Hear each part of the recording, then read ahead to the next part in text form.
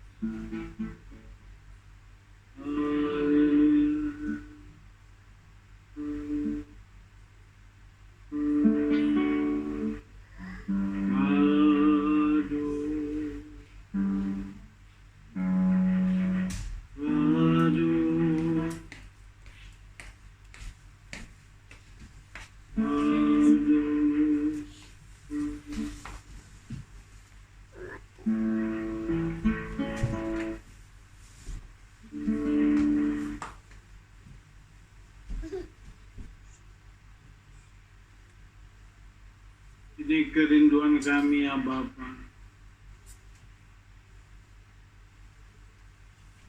Kami menanti-nantikan roh-Mu hari lepas hari. Mengurapi kami, berdaulat atas hidup kami. Sehingga digenapi apa yang dikatakan oleh hamba-Mu Rasul Paulus. Bahwa hidup kami bukan kami lagi, tapi Mesias Yesus Masih dengan roh api yang berdaulat dalam kehidupan. Kami buka hati kami, mari datang, kirimlah roh-Mu, kirimlah lidah-lidah api-Mu, mentahirkan mulut bibir kami, supaya kami semakin layak di hadapan-Mu ya Bapa. Terima kasih Bapa. Panjang hari ini sungguh indah dan luar biasa. Pemeliharaan-Mu, penyertaan-Mu dalam kehidupan kami.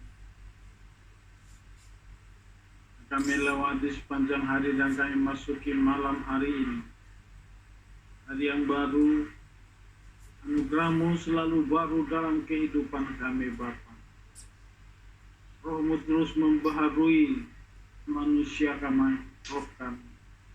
Sehingga sungguh-sungguh kami semakin dibaharui dari lepas hari.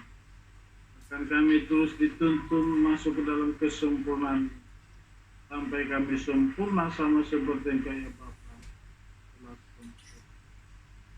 Dan tujuan akhir kehidupan kami supaya kami semakin dilayakkan memasuki dunia yang akan datang.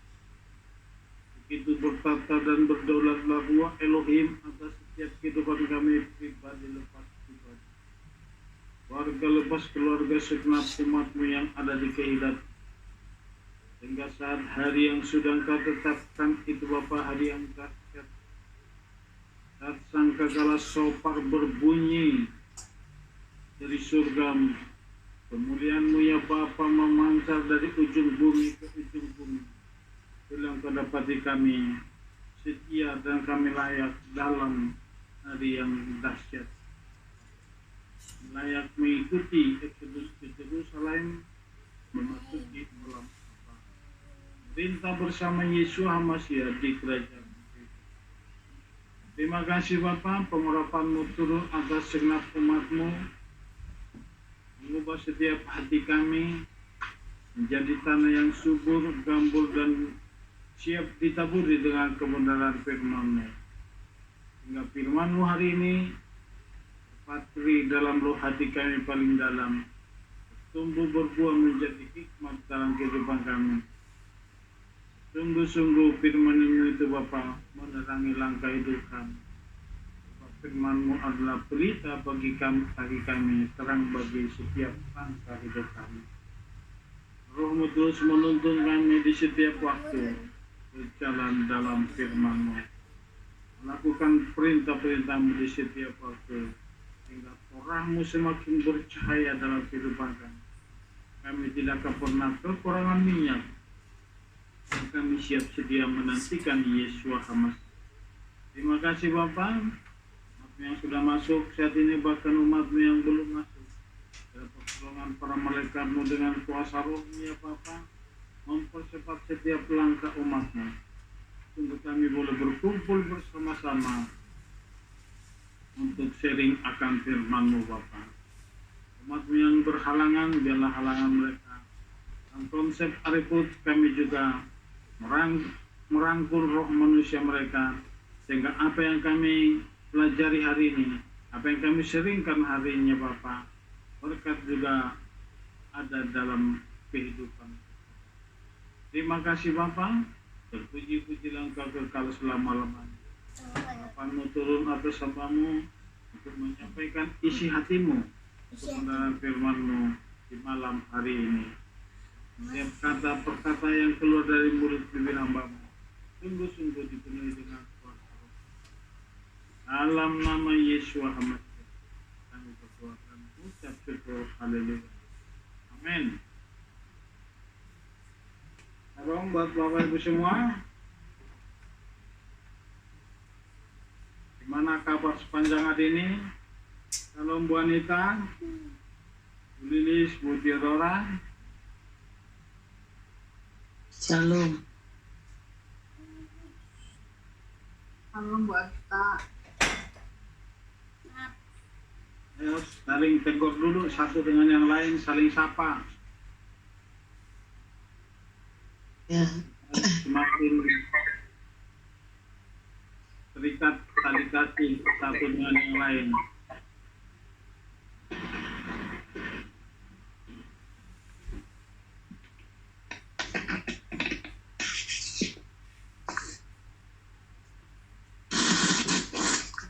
Ya, siap kita mulai.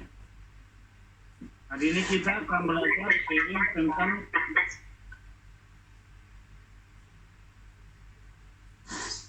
intuisi atau panca roh. Intuisi itu sebenarnya istilah orang-orang dunia, tapi itu sering dipakai dalam kerohanian. Tapi aslinya itu adalah panca indera rohani kita yang selalu yang berfungsi di dalam kehidupan kita setelah kita bertobat. Tapi orang yang belum bertobat pun ada yang bisa berfungsi panca indera rohnya, tapi belum murni yang daripada Bapa. Itu makanya ada istilah indera keenam. Apa istilahnya? Engido ya. Engido. Itu ada orang seperti itu di luar Tuhan pun orang bisa menemukan panca indera rohnya bisa berfungsi, tapi belum dikendalikan oleh Roh Kudus. Sekarang kita akan belajar bagaimana supaya panca indera rohani kita semakin berfungsi semuanya. Sebagaimana jasmani kita punya mata, punya telinga, punya mulut, punya hidung, dan punya kulit untuk merasa. Di alam roh pun, rohani kita pun punya hal yang seperti itu secara roh. Tapi tidak semua orang berfungsi. Tapi kalau kita sudah bertobat, sudah lahir baru, sudah terlebih sekarang ini, kita sudah percaya kepada Bapa segala roh, pencipta alam semesta. Itu semakin berfungsi, maka nanti akan semakin tajam kalau kita semakin membangun keintiman pada Bapa di dalam persekutuan pribadi lepas pribadi.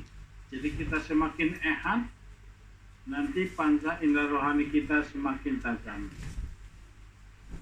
Ini salah satu panca indera ini ciri-ciri daripada orang-orang yang sudah dewasa, bisa menangkap, bisa merasakan, bahkan bisa mendengar, bisa melihat. Tapi melihat enggak selalu hal-hal yang ada di dalam alam roh. Tapi firman itu adalah roh. Kita bisa menangkap dengan cepat, kita bisa melihat di dalam setiap Torah, dalam setiap kata per kalimat kita bisa menangkap rahasia-rahasia di dalam Torah. Itu juga panca indera rohani kita berfungsi. Bahkan kita bisa merasakan, nanti kita pelajari. Inilah ciri-ciri manusia rohani adalah sanggup menerima hal-hal yang berasal dari roh Aba Yahweh, mampu menilai segala sesuatu secara rohani.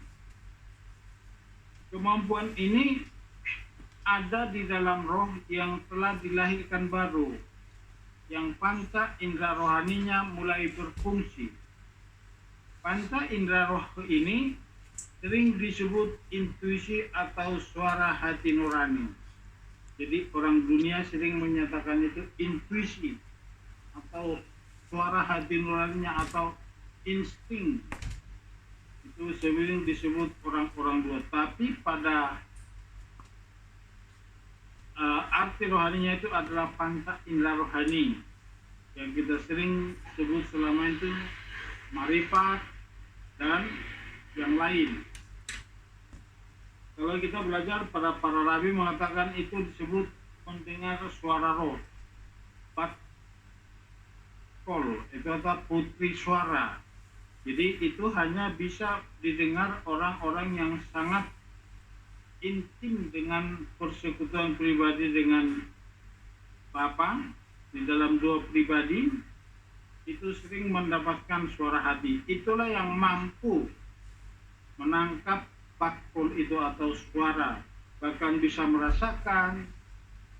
Jadi selama ini yang sering kita lihat, yang sudah kita tinggalkan ya, aku melihat ini, aku merasakan ini, bahkan banyak di dalam komunitas-komunitas penglihatannya tajam, bahkan bisa mencium aroma alam roh. Tapi sering aroma alam roh atau yang dicium atau alam roh yang dilihat itu sering roh-roh yang di dunia ini. Itu perlu kita minta, itu juga perlu saling membantu satu dengan yang lain. Tapi boleh kita minta, kalau kita punya penglihatan atau bisa mencium atau merasakan sesuatu yang alam roh di dunia ini, boleh kita minta supaya apa? Digeser melihat dan mencium aroma-aroma alam roh yang berasal dari Samaim. Itu yang perlu kita kejar supaya apa? Karena kita harus semakin meningkat kerohaniannya. Dulu kita sangat kagum karena orang teman kita dulu, aku melihat ini, ternyata yang dilihat kuasa kegelapan. Ada ini di sini, ada ini di situ. Ternyata sekarang kita harus mengerti kemana kita harus melihat. Kita harus lebih melihat karena kita indera rohani kita melihat geser supaya kita melihat hal-hal yang lebih rohani yang berasal dari Samaim. Jadi ini yang perlu kita selidiki. Nah sekarang, apakah panca indera rohani kita atau yang sering kita dengar selama ini intuisi, kita selama ini berfungsi atau belum, atau berfungsi secara dunia tapi belum secara roh yang dari Samaim. Sekarang kita geser terus ke panca indera rohani kita supaya terbuka, melihat, boleh melihat yang ada di dunia ini, tapi lebih utama untuk melihat alam roh Samaim. Coba dibaca Amsal 4 ayat 23. Amsal 4 ayat 23. Peliharalah hatimu dengan segala kewaspadaan, karena dari situlah pancaran-pancaran kehidupan. Jadi salah satu yang perlu dibersihkan, dimurnikan dari setiap kehidupan anak-anak Tuhan atau anak-anak Bapa Yahweh, itu hati perlu disunat, diberikan hati yang baru. Itu makanya waktu kita dibaptis, salah satu doa untuk yang baru dibaptis, baik itu baptisan pertobatan maupun baptisan pembaruan yang sudah kita lakukan dengan meterai nama Bapa yang benar, maupun baptisan pentahiran, itu selalu berdoa untuk meminta kepada Bapa supaya kita diberikan hati yang murni. Karena dari hati inilah semua terpancar sumber-sumber kehidupan, pancaran-pancaran kehidupan, terlebih untuk memantarkan aroma kehidupan yang dari Torah. Itu dari hati yang sudah murni, hati yang sudah diberikan dengan hati yang baru, itu cepat menangkap hal-hal yang dari alam roh, itu dari Samaim, itu langsung memancar dari aura kehidupan kita. Kalau hati kita sudah dimurnikan, itulah yang dikatakan oleh Amsal, peliharalah hatimu dengan segala kewaspadaan. Ini yang sering kita lakukan. Terkadang kita melakukan kebaikan, tapi kita ada kecewa, ada gimana, makanya kita melakukan kebaikan itu harus benar-benar dengan tulus dan ikhlas. Jadi apapun efek daripada perbuatan baik yang kita lakukan kepada siapapun, hati kita tidak akan tergores atau tidak akan tercuri atau mungkin terluka. Jadi ini yang perlu kita sadari, kalau kita melakukan kebaikan, jangan sampai hati kita nanti ada punya dampak, itu akar pahitnya terungkit lagi, sakit hatinya muncul lagi, kecewanya muncul lagi. Ini salah satu menghalang, penghambat itu panca indera atau intuisi roh kita untuk semakin tajam. Di saat kita berdiam diri dalam hadirat Aba Yahweh, kalau kita melatih dan meminta Roh Kudus berbicara, lama-lama nanti kita akan mendapat suara di dalam hati kita. Jadi dalam hati kita ini ada suara yang sudah kita belajar berapa bulan yang lalu, itu tentang Batkol. Batkol itu artinya putri suara atau suara yang sangat halus. Itu sudah jarang didapatkan oleh para rabi dan juga anak-anak Tuhan selama ini, khususnya yang murni ya, yang murni saat ini. Itu kalau kita dapatkan itu karena kita bisa membangun keintiman, persekutuan pribadi dengan Bapa. Dialah yang mempertajam telinga dan mata rohani kita. Jadi nanti lama-lama setelah kita membangun persekutuan dengan intim dengan Bapa, dan kita selalu meminta Roh Kudus berbicara kepada kita, selalu ada suara dalam hati kita. Itu ada 3 jenis suara.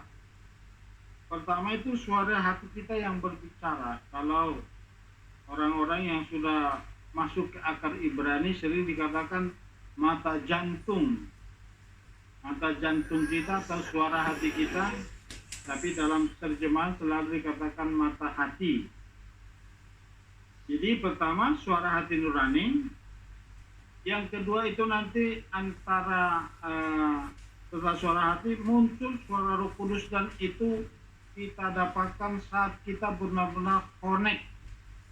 Bahkan itu sering kita dapatkan antara sadar nggak sadar. Itulah suara Roh Kudus. Jadi kita dilingkupi sesuatu kayak hadirat, dilingkupi suara hadirat, dan itu kita mendengar suara halus sekali. Itu yang disebut Batkol atau putri suara. Itulah yang murni dari Roh Kudus, dan itu selalu berbicara tentang kebenaran atau rancangan-rancangan Bapa di dalam hidup kita, atau dia ingin menyampaikan sesuatu. Jadi kalau kita sudah dapat, langsung katakan hineni. Itulah yang dikatakan oleh Abraham, hineni, jadilah kehendakmu. Jadilah kehendakmu artinya apa? Kita sudah siap melakukan apapun yang Tuhan kehendaki dalam hidup kita.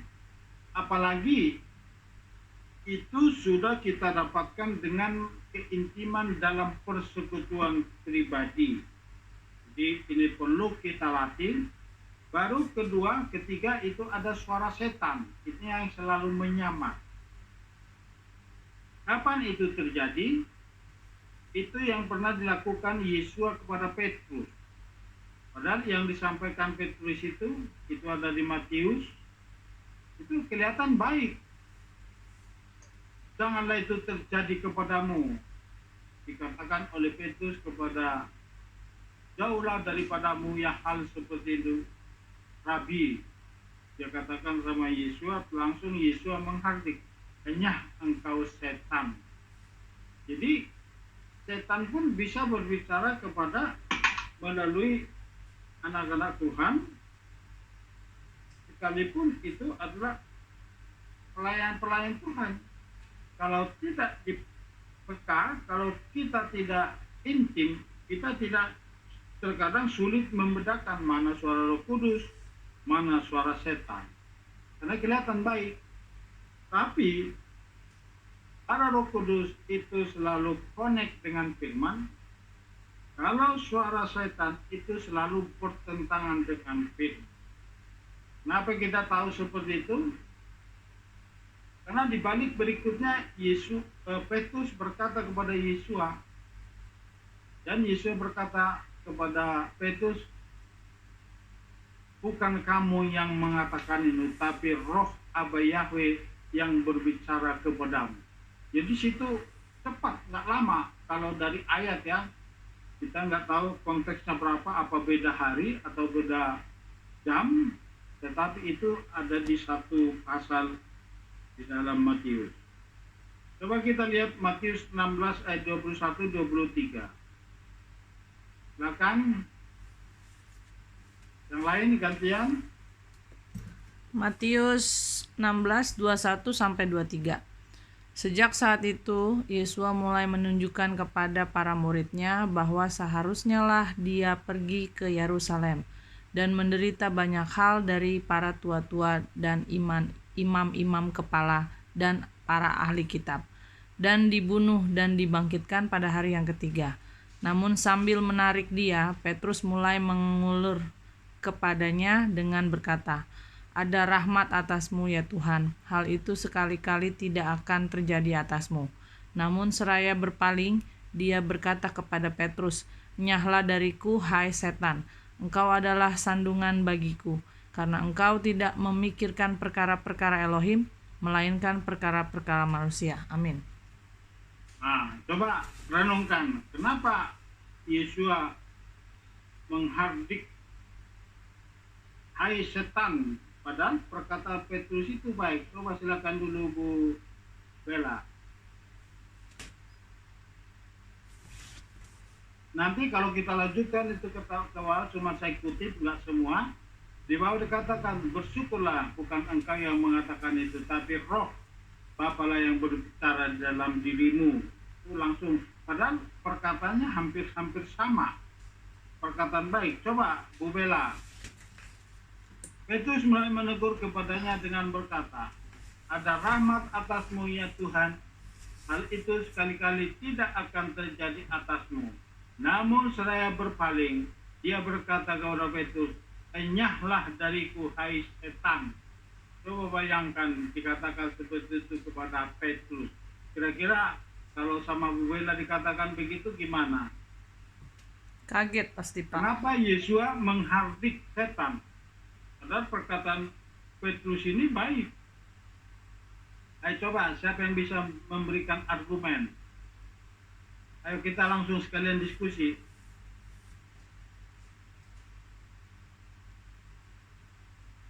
Karena bertentangan, Pak. Karena bertentangan apa yang dikasih tahu Yesua. Oke, satu, Budin bertentangan. Ayo Bu Bella. Karena yang diucapkan sama Petrus itu bukan yang diinginkan Yesua. Jadi makanya itu bukan dari Roh Elohim. Makanya dihardik. Nah itu.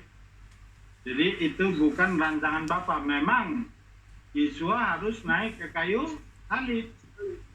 Tapi Petrus mengatakan ada rahmat bagimu, kali-kali tidak akan menimpa kamu. Berarti itulah yang kita katakan tadi apa?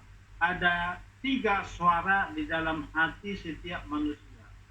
Itulah panca indera roh. Itu suara hati nurani, suara Roh Kudus, nanti suara baca itu di bawah, terus ada lagi tuh. Bersyukurlah kamu, bukan kamu yang mengatakan itu, tapi Roh Bapalah yang ada padamu. Nah, itu kelanjutannya kan, makanya ini saya ambil sedikit.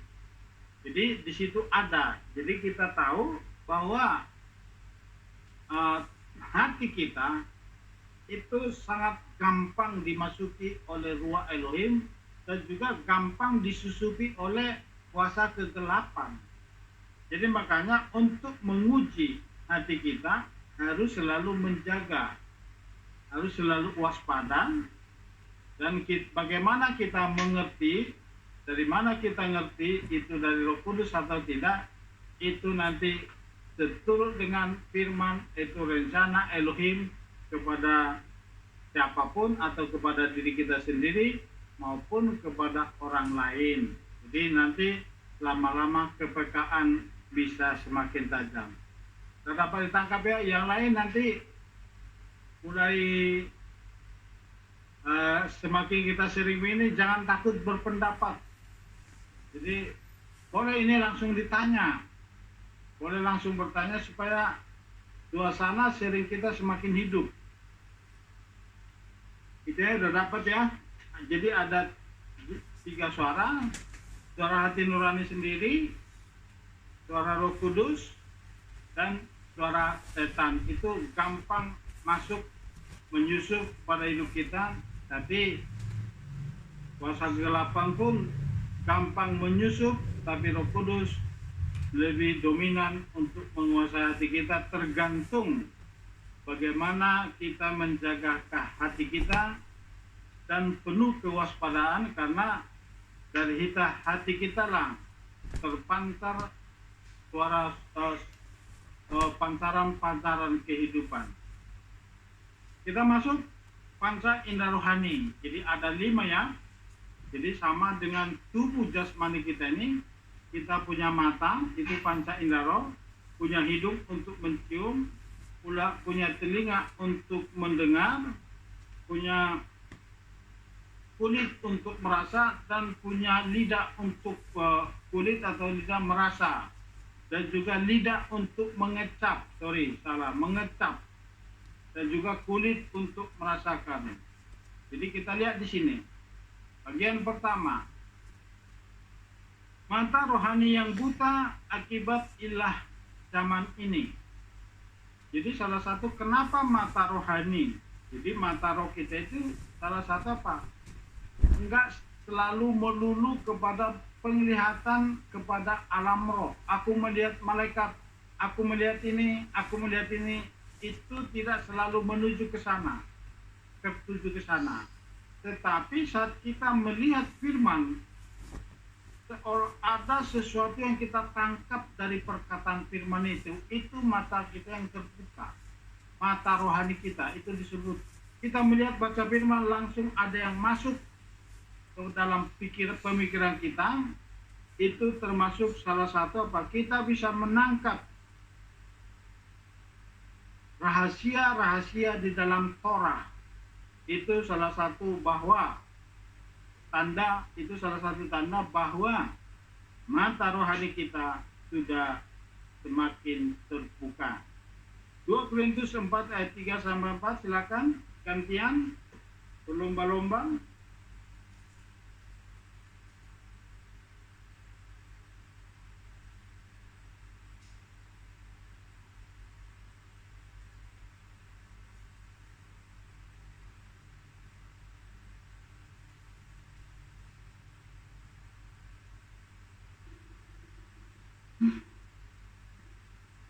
Ayo Bu Lilis.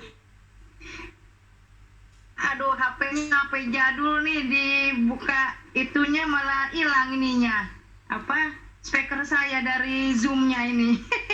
Dibuka itunya, awalnya PDF-nya tadi tuh. Nggak bisa sambil bicara, nggak bisa sambil ngebuka PDF nih HP. Mesti 2 HP berarti nih. Oh, nggak apa-apa, Nak. Berarti nanti akan ada handphone yang baru, Udilis. Nanti untuk sekarang itu dulu, mungkin Alkitab atau kitab suci selalu ada di depan kita ya. Oke, yang lain?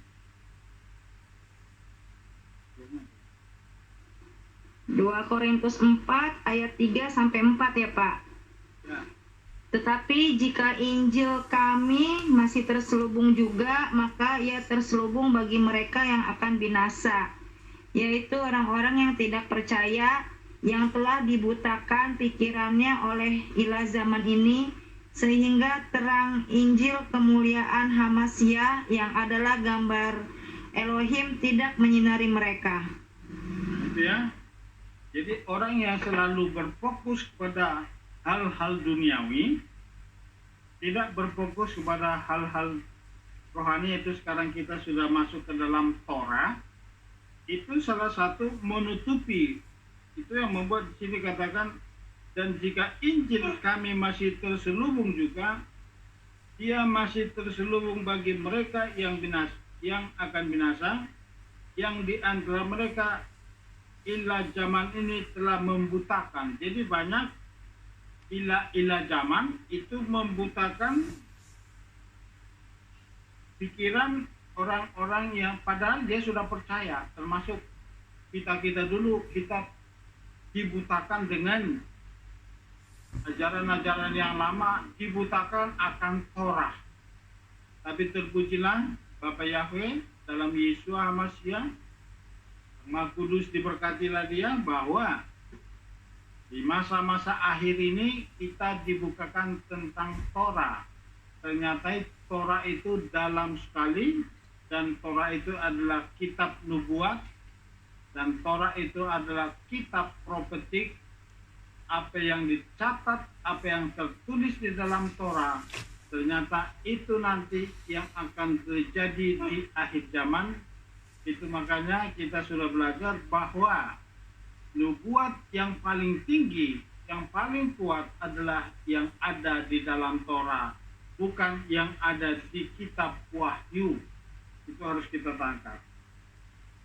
Jadi mari kita mulai, jangan terlalu fokus hal-hal dunia, karena lama-lama nanti kita akan dibutakan kalau kita terlalu berfokus. Itulah makanya dikatakan jangan kamu percaya kepada dua Tuhan. Jangan mengejar mamon, tapi mengejar Tuhan. Itu artinya namanya dua Tuhan. Tapi kita tetap harus melakukan aktivitas kita dalam pekerjaan dengan normal, tapi fokus kita bukan di situ, tapi fokus kita tetap di dalam Torah. Makanya dalam melakukan aktivitas sehari-hari kita tetap hidup di dalam Torah.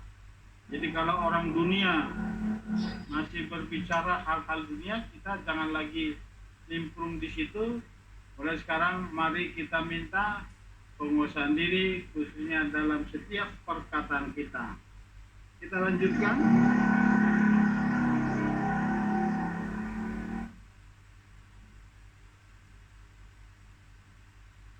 Mata rohani yang terbuka bisa menangkap, melihat keajaiban yang ada dalam Torah atau firman Elohim. Jadi mata rohani yang terbuka itu tadi saudara katakan di awal, itu kita bisa menangkap, itu gampang kita menangkap pengertian di dalam Torah. Seolah-olah waktu kita baca firman, seolah-olah Tuhan itu yang berbicara kepada kita, dan kita bisa menangkap hal-hal rahasia di dalam Torah. Jadi itu artinya apa? Mata kita sudah terbuka. Itu makanya doa Paulus selalu meminta supaya matanya dibukakan melihat hal-hal keajaiban di dalam Torah. Coba dibaca Mazmur 119 ayat 18. Ayo yang lain berlomba-lomba.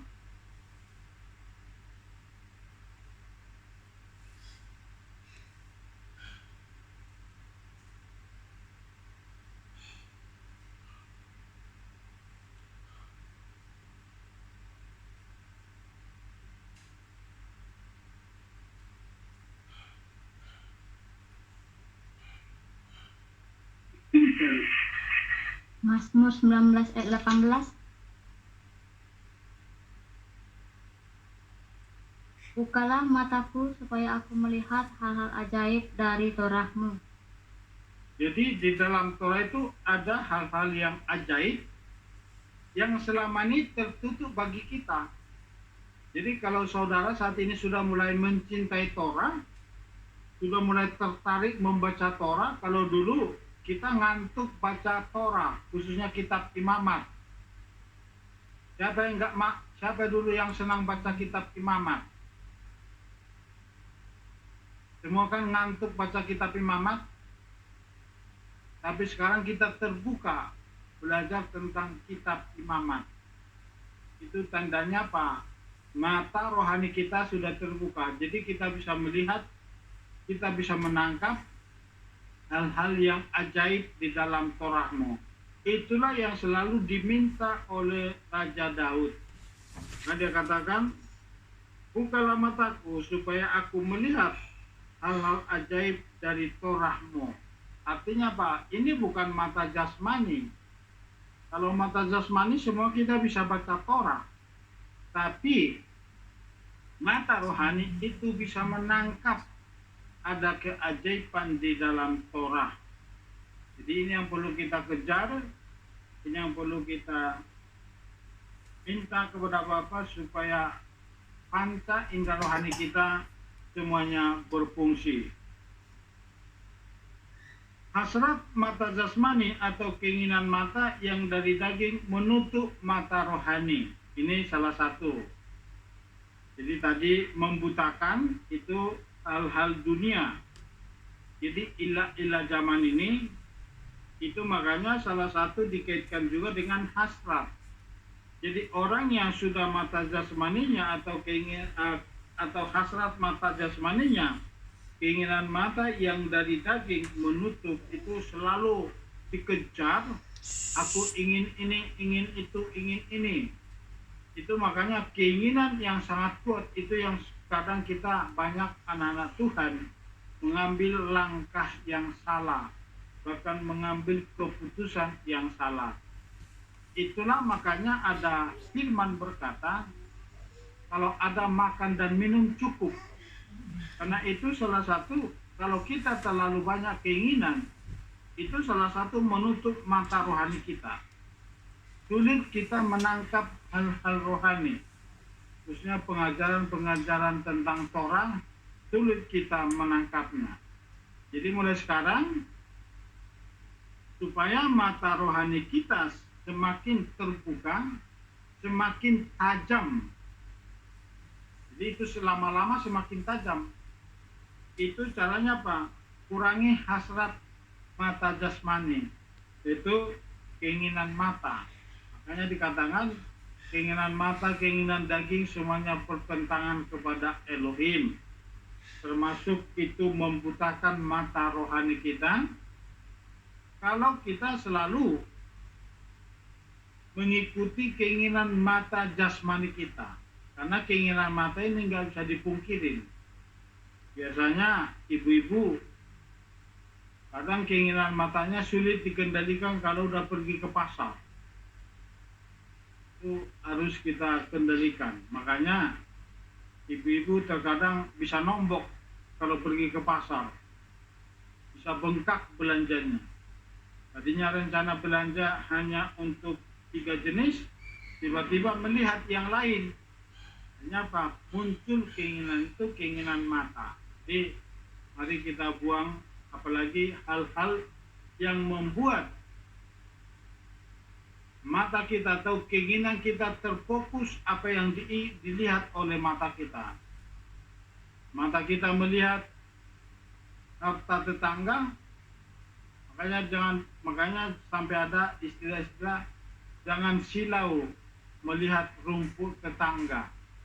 Itu bukan asal-asal, tapi kita benar-benar untuk fokus supaya mata rohani kita jangan tertutup, supaya semakin terbuka.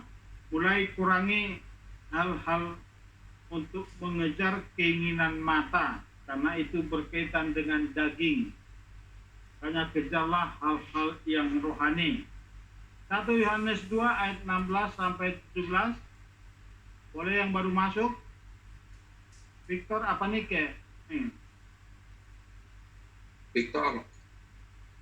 Nah, silakan.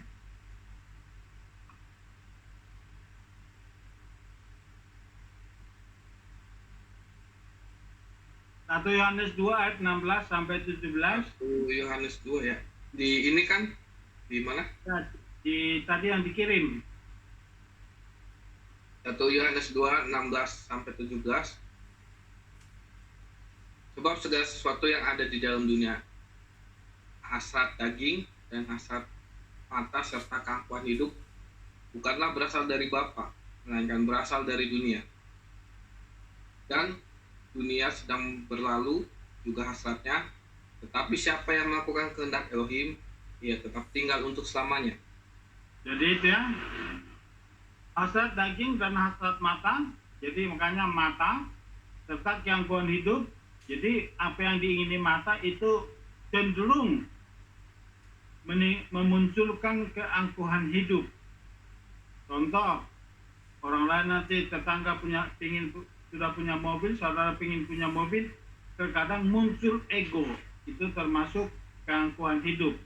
Jadi selama keinginan mata kita itu masih dari daging, mulai sekarang mulai kendalikan. Harus mata rohani kita yang selalu terfokus kepada rancangan Bapa Yahweh. Karena di sini jelas dikatakan, karena keinginan hasrat itu semuanya bukan daripada Bapa, melainkan dari dunia. Dan dunia sedang berlalu juga hasratnya. Jadi kalau hasrat dunia akan berlalu, buat apa kita selalu mengikuti hasrat-hasrat atau keinginan daripada mata kita yang notabene-nya itu adalah menutup mata rohani kita. Jadi jangan kita selalu mengikuti hasrat daging, hasrat mata, serta keangkuhan itu salah satu menutup mata rohani kita. Itu pertama, panja ilaro, sama mata rohani. Kedua, telinga rohani kita atau pendengaran. Telinga roh atau pendengaran. Sudah dapat ya, mata rohani, apa tadi yang menutup? Itu ilah dunia. Itu termasuk tradisi-tradisi. Kedua, itu tadi jelas dikatakan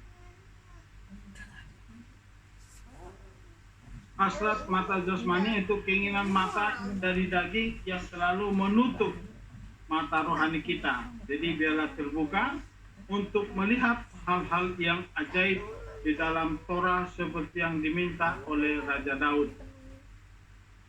Di saat kita membangun persekutuan pribadi dengan Abah Yahweh di pagi hari, secara tidak sadar kita sedang mempertajam telinga rohani kita.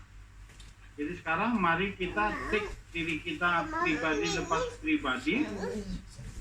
Apakah persekutuan kita pribadi lepas pribadi saat pagi hari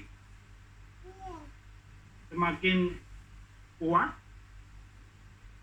Jadi kalau kita bangun pagi-pagi kita langsung bersekutu, itu secara tidak langsung mungkin kita belum merasakan, tetapi di alam roh itu adalah salah satu cara untuk mempertajam telinga rohani setiap anak-anak Bapa Yahweh.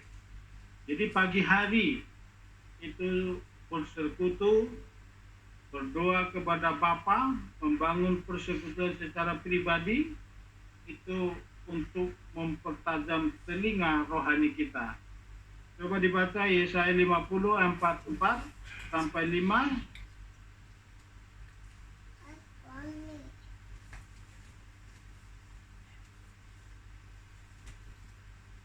Yesaya 50 ayat 4 sampai 5. Tuhan Yahweh telah memberikan kepadaku lidah seorang murid untuk mengetahui, untuk menolong orang yang letih dengan sepatah perkataan. Dia membangunkan pagi demi pagi, dia mempertajam telingaku untuk mendengar seperti seorang murid. Tuhan Yahweh telah membuka telingaku dan aku tidak memberontak, aku tidak berpaling ke belakang. Nah itu, menurut Ibu Theodora, bagaimana caranya kita mendengar suara Tuhan? Telinga kita bagaimana mendengar untuk mempertajam telinga? Harus ehat dulu lah dengan Bapak Yahweh. Ehat? Bangun kasih lebih intim. Nah ya. Artinya ketika kita sudah ehat dan membangun komunikasi lebih intim, indera kita akan lebih tajam lima pesan dari Tuhan. Tuh, apa yang Tuhan mau kita pun jadi peka gitu kan. Nah, itu salah satu. Jadi dibangun kepekaan, mendengar.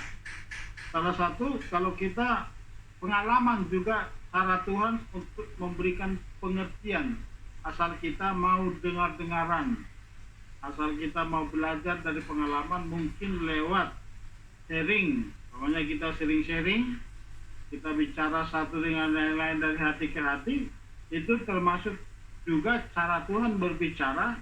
Tinggal bagaimana kita mendengar, menangkap isi hati Tuhan di dalam setiap kita sharing. Karena saat kita sharing, kalau kita sudah berbicara dalam Torah, kalau kita sharing dengan orang-orang yang tepat, itu Tuhan hadir berbicara kepada kita. Terkadang nanti ada teman kita biasa-biasa, tapi nyeletuk. Mungkin ini maksud Tuhan. Terkadang itu sudah suara Tuhan.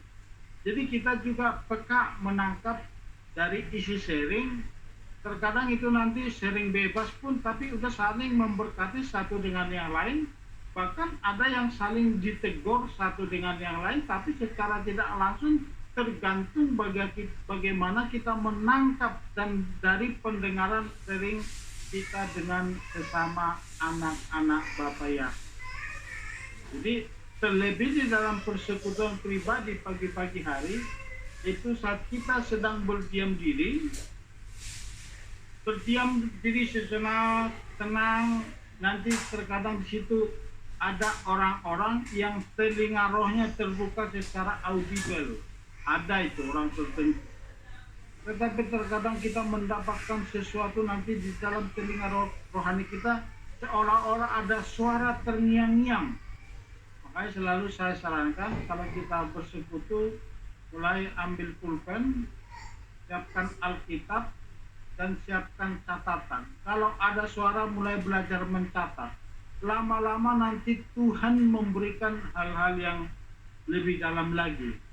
Kadang menyampaikan isi hatinya, dia menyampaikan nanti rencananya dalam hidup kita, apa yang harus kita lakukan ke depan. Itulah yang disebut misi, visi misi selama ini. Tapi kalau visi misi dari diri kita sendiri, ujungnya nanti daging. Tapi kalau kita dapat misi, visi daripada Bapa, tanpa kita minta-minta, itulah yang benar-benar nanti ujungnya pasti membawa dampak yang luar biasa, membawa kita ke dalam kesempurnaan, itu dalam kehendak Bapa Yahweh, membawa kita masuk ke Samaim.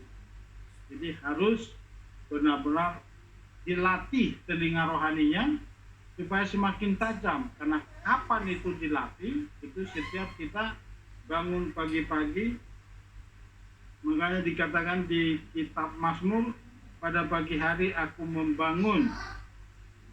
mengatur persembahan bagimu dan aku menunggu-nunggu. Itu ada di Mazmur pasal 5. Ya, jadi orang yang intim sama Bapa itu selalu dibaharui telinga rohaninya. Jadi bukan telinga jasmani, tapi roh kita bisa menangkap hal-hal yang dari roh. Yang ketiga,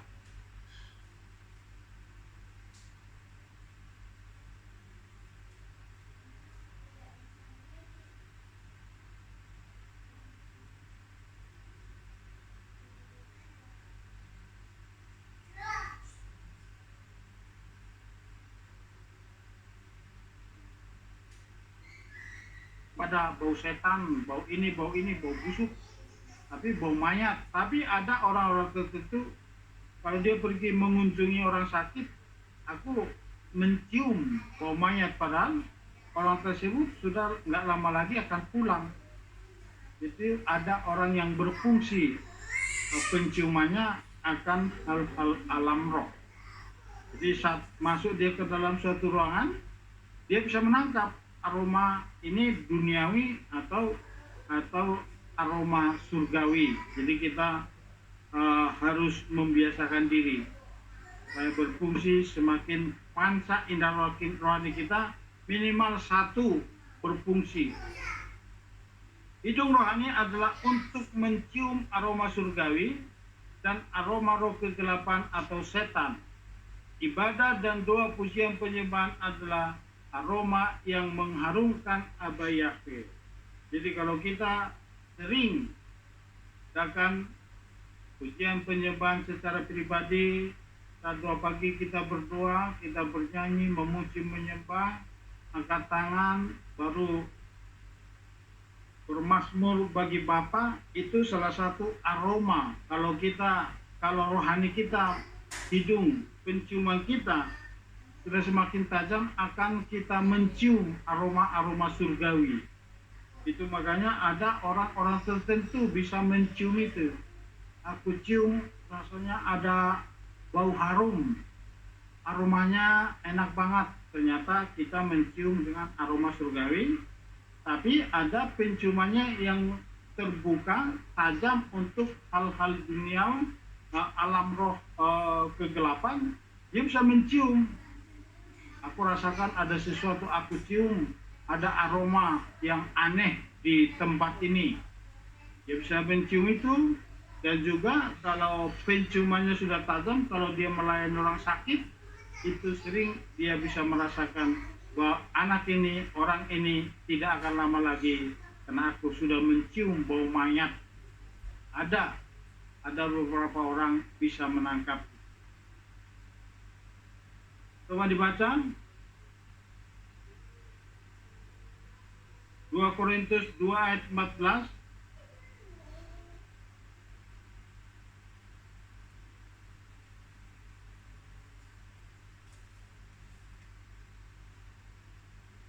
Korintus 2 ayat 14.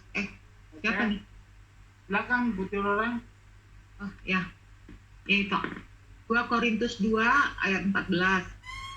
Namun syukur kepada Elohim selalu membimbing kami dalam kemenangan di dalam Hamasyah, dan yang menyatakan keharuman pengenalan akan Dia di kami di segala tempat. Jadi itu salah satu apa? Kalau kita ada di dalam komunitas, kita betah. Kalau sharing nggak terasa, ternyata udah sampai subuh.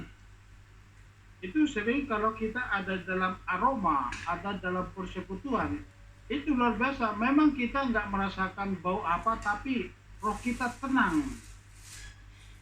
Kira-kira kalau di dekat sampah, saudara bisa tenang nggak? Duduk diam. Atau minum di dekat-dekat sampah. Atau dekat-dekat kotoran.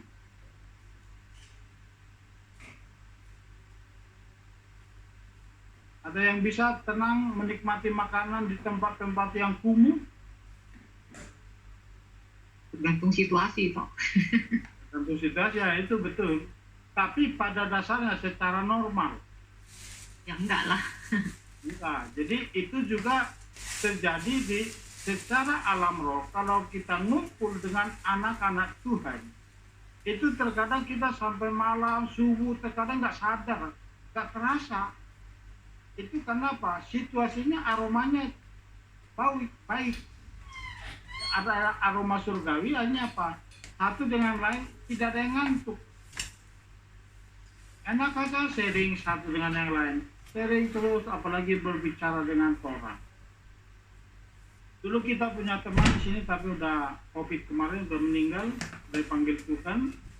Dia kalau kita sharing sampai jam 4 pagi nggak terasa, dia hanya ada air putih di depannya. Tapi Alkitabnya itu nggak pernah tertutup, selalu terbuka, dan dia tidak pernah diam kalau ngomongin firman. Namanya juga Esther. Dan itu luar biasa kalau kita sharing dulu, sampai kita 2 semalaman di sini, tapi pelan-pelan. Tapi kalau firman, waduh, dia nggak bisa diam. Tahan sampai jam 4 hanya modal air putih, di dalam makanan yang lain. Itu luar biasa.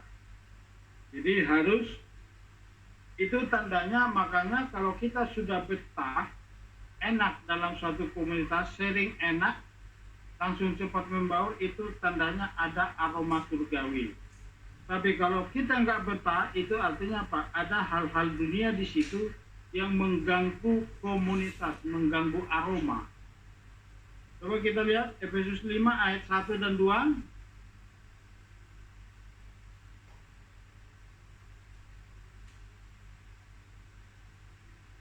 Efesus 5 ayat 1 dan 2. Selanjutnya, jadilah peneladan Elohim seperti anak-anaknya yang terkasih. Hiduplah dalam kasih, sebagaimana Hamasya telah mengasihi kita dan telah menyerahkan dirinya ganti kita, sebagai persembahan dan kurban yang berbau harum kepada Elohim. Jadi di alam roh, mungkin saudara tidak mencium. Tapi kalau kita mempersembahkan hidup sebagaimana Yeshua Hamasya, maka dikatakan di sini, sebab itu jadilah peneladan Elohim seperti anak-anak yang terkasih dan hiduplah dalam kasih sebagaimana pula Hamasya, yaitu Yeshua Hamasya telah mengasihi kita dan menyerahkan dirinya sendiri demi kita, suatu persembahan dan kurban kepada Elohim sebagai keharuman wangi-wangian. Jadi kalau saudara mempersembahkan hidup kepada Bapa, kepada Tuhan, itu di alam roh, aromanya itu adalah aroma yang bau-bau harum, menyenangkan hati Tuhan. Makanya kalau pagi-pagi kita mulai menaikkan pujian penyembahan, mempersembahkan puji-pujian, mulai kita melantunkan sema, baru bermazmur, baru berdoa syafaat, itu di alam roh aromanya itu sangat harum. Dan disitulah kita semakin dipertajam. Tapi perhatikan sini, kalau saudara mulai ambil suatu komitmen untuk membangun persekutuan pribadi di pagi hari, itu masih sering nanti kecolongan dan tidak langsung berjalan mulus. Jangan menyerah. Tetap usahakan sampai benar-benar itu menjadi kebiasaan kita dan menjadi kesukaan bagi kita bangun pagi-pagi untuk berdoa kepada Bapa, mempersembahkan persembahan yang bau-bau harum, menyenangkan hati Bapa. Disitulah panca indera rohani kita semakin dibaharui, semakin dipertajam, termasuk mata rohani kita untuk melihat keajaiban di dalam Torah, dan mempertajam telinga rohani kita untuk menangkap hal-hal yang rahasia daripada Bapa, dan juga untuk mencium. Jadi melatih semua panca indera rohani kita itu harus kita latih. Salah satu mempersembahkan hidup kepada Tuhan. Itu yang dikatakan oleh Rasul Paulus. Di Roma 12 Rasul Paulus jelas mengatakan, persembahkanlah hidupmu, tubuhmu kepada Bapa sebagai persembahan yang hidup dan kudus dan berkenan, persembahan yang hidup dan kudus berkenan kepada Bapa. Supaya apa? Supaya kita dapat mengerti kehendak Bapa. Kalau kita sudah semakin mengerti kehendak Bapa, mana yang baik, mana yang berkenan dan yang sempurna, itu artinya apa? Panca indera rohani kita sudah terlatih dan semakin tajam. Itu bagian yang ketiga. Pertama tadi apa? Mata rohani kita. Yang kedua telinga rohani kita. Yang ketiga penciuman atau hidung kita mencium hidung rohani kita. Baru keempat, lidah rohani atau pengecap. Jadi lidah rohani pun perlu kita rasakan. Contoh, kita makan makanan dari persembahan yang dipersembahkan kepada berhala. Kalau lidah rohani kita berfungsi, kalau kita makan makanan yang sudah dipersembahkan, kita bisa merasakan bahwa rasanya sudah hambar. Tidak lagi rasa yang baik. Dulu kalau kita di kampung dulu kan suka ngambil makanan dari kuburan. Ternyata itu tidak baik. Tapi sekarang kita ngerti. Dulu kita rasakan itu enak, tapi ada orang-orang bisa merasakan itu tidak enak, hambar rasanya. Karena itu sudah dipersembahkan kepada berhala. Jadi kalau lidah kita terus terlatih, nanti kita sekalipun itu dikirim tetangga kita bisa merasakan ada aroma-aroma atau rasa-rasa yang tidak enak di situ. Jadi perlu kita melatih hidup kita pribadi lepas pribadi. Lidah rohani bisa merasakan secara rohani makanan yang dipersembahkan kepada arwah atau di kuburan. Kalau lidah rohani kita berfungsi, pasti kita merasakan rasa yang tidak sesuai dengan aslinya atau hambar, baik berupa makanan maupun buah-buahan. Jadi makanan-makanan selama ini kalau di kampung kan di Tapanuli di sana masih banyak sampai saat ini masih banyak orang-orang mempersembahkan makanan maupun buah-buahan atau oleh-oleh roti-roti dari perantau menaruh di kuburan. Sama kayak yang viral kemarin sekarang ini, taruh tas ke dalam peti, hanya ribut di dalam, kemarin masuk di grup. Kayak tradisi seperti itu masih berlaku sampai saat ini. Dan juga kalau Natal atau hari libur itu banyak orang ziarah masih memberikan rokok. Padahal mana mungkin orang mati bisa merokok. Tapi ditaruh lagi di situ yang belum dibakar, ada yang sudah dibakar. Bahkan ditaruh lagi bungkus yang masih utuh. Bahkan ada ditaruh uang. Bahkan ada yang menaruh makanan-makanan. Itu kalau kita berfungsi panca indera rohaninya, itu bisa kita merasakan bahwa rasanya sudah berbeda dengan yang aslinya. Itu pasti terjadi di alam roh. Jadi mulai sekarang, mulai kita belajar berdoa kepada terhadap makanan-makanan yang kita makan supaya benar-benar dikuduskan. Setiap makanan yang kita makan semuanya makanan-makanan yang kudus, tidak yang dipersembahkan kepada berhala-berhala. Tapi kalau rohani kita atau lidah rohani kita belum bisa menangkap, atau penciuman kita belum bisa menangkap, kita belum bisa masuk sampai ke sana. Tapi kita harus belajar dan belajar supaya kita, apa yang masuk ke dalam tubuh kita semakin dikuduskan dan dilayakkan. Mazmur 34 ayat 9.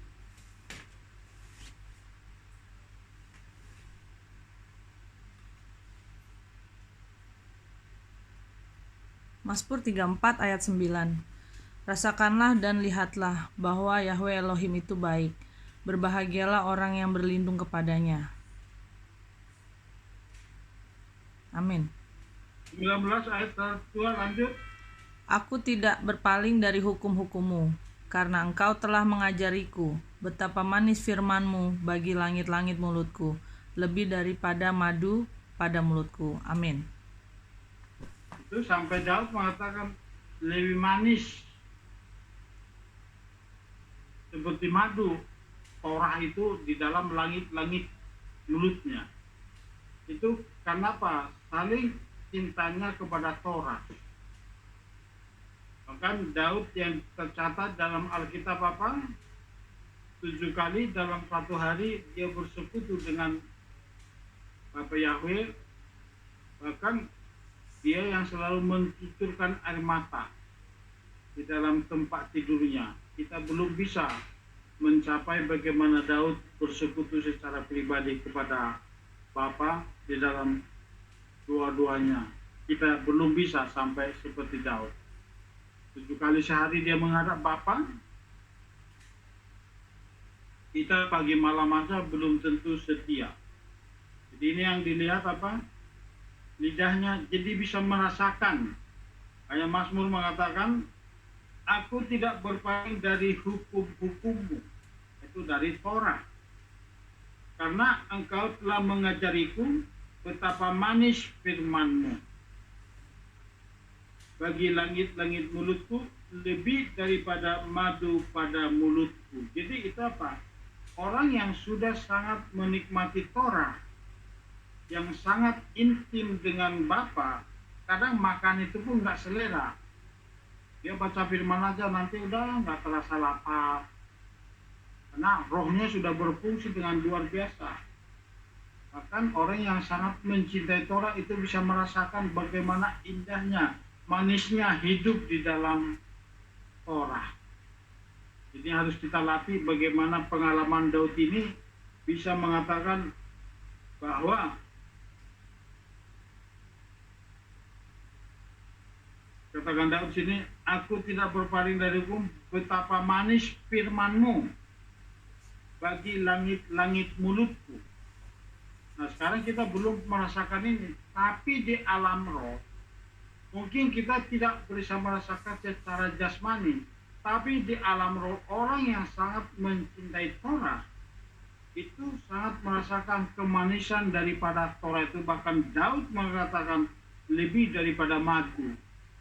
Itu luar biasa, kita nggak bisa merasakan, tapi Daud bisa berkata seperti ini di kitab Mazmur. Itu karena pengalaman pribadi intim dengan Bapa, jadi dia merasakan manisnya Torah itu luar biasa. Jadi kita harus berdoa supaya apa? Supaya lidah rohani kita semakin berfungsi sehingga kita bisa merasakan bahwa Torah itu seperti madu. Tetesan madu luar biasa akan mengalir terus dalam kehidupan kita kalau kita semakin intim dengan Bapa. Itu bagian yang keempat, itu lidah rohani kita.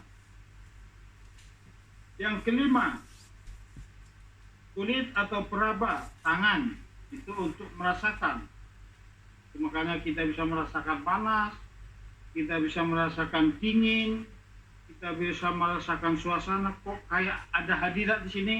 Makanya kita merinding pada saat kita pujian penyembahan, akhirnya tercurah air mata. Itu salah satu karena apa? Perasaannya sudah mulai berfungsi. Dia bisa merasakan hadirat ada sesuatu aliran di dalam setiap persekutuan. Itu sering terjadi saat kita mengadakan pujian penyembahan. Itu makanya kita terus merasakan hadirat, dan kita bisa langsung menangis karena itu panca indera rohaninya sudah semakin berfungsi. Coba dibaca Lukas 24 ayat 39.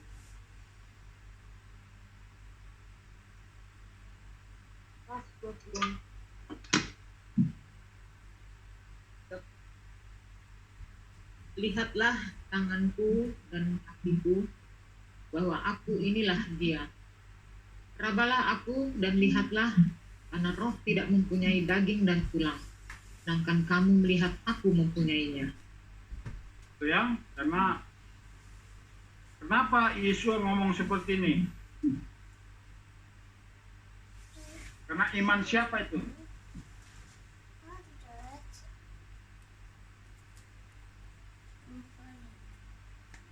Imannya si Lukas. Thomas. Lumas si Lukas, si Thomas saya jadi baca ini. Thomas yang tidak percaya sebelum menyelupkan jari tangannya ke dalam lubang paku di tangan Yesus. Jadi sampai harus aku masukkan jariku ke dalam lubang tangannya. Lalu Yesus mengatakan, karena dia sudah mengetahui, sebelum ketemu Thomas pun dia sudah tahu bahwa Thomas itu orang percaya. Sampai dia keluarlah kalimat ini, lihatlah tanganku dan kakiku, bahwa aku inilah dia, rabalah.